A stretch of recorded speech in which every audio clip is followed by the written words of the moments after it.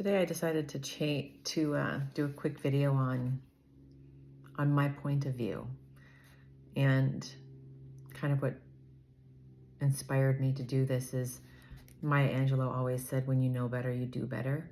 And so I try to live my life like that. And for me, that means education. That's why I'm a huge fan of science and learning rather than just, believing what everybody tells you. And so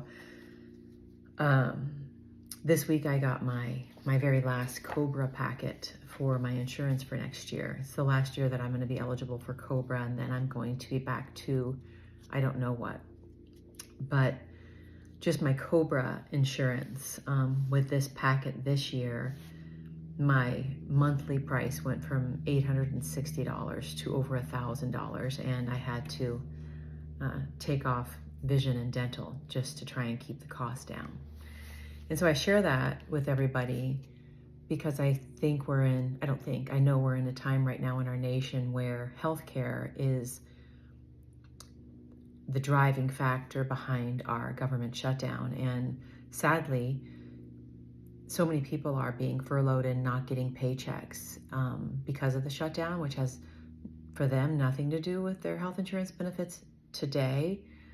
But in the future, it's going to have a huge impact on all of us. And I'm just one of 18 million Americans that has cancer.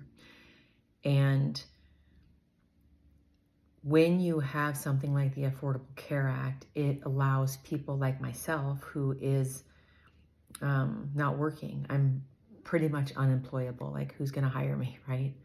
Like, hi, I have lots of background. I've owned my own companies, but I need every other week to 10 days off for treatment. And then I probably need, 2 or 3 days off a week, or at least some of the days off to go get scans and tests and labs. So, when I owned my company, I wouldn't hire me. So I understand that, but it doesn't change the fact that I have no income. My medical costs are through the roof. That doesn't include my deductibles and my coinsurance amounts that I'm going to have to pay throughout all next year. And without the Affordable Care Act, or something better, perhaps, to take its place, people like myself aren't going to have the government subsidies to even help pay for the cost of that. Right now, our federal government, say for myself, with no income, my insurance through universal health care would be, $700, but I couldn't afford that. So the government would help offset that expense by maybe $200. So now my insurance is $500. And now with that, I have a chance. But when all of that goes away, and when people start feeling it hit closer to home, I hope it stops becoming a political argument, and we start seeing people as people. And I believe our country was founded on the principles of helping each other. I believe that as human beings, without politics involved, we're all here to love one another. And if my taxes help pay for some other single mom that's fighting cancer that just wants to live long enough to see next Christmas, then I would gladly do that. That's why I vote yes on every single proposition that helps for school funding, because I feel I have an obligation as an American and as a human being to help those of us that can't help themselves. And if you're lucky enough to be financially secure and pay, whatever your monthly premiums are for your insurance, whether it's $10,000 or $12,000, good for you.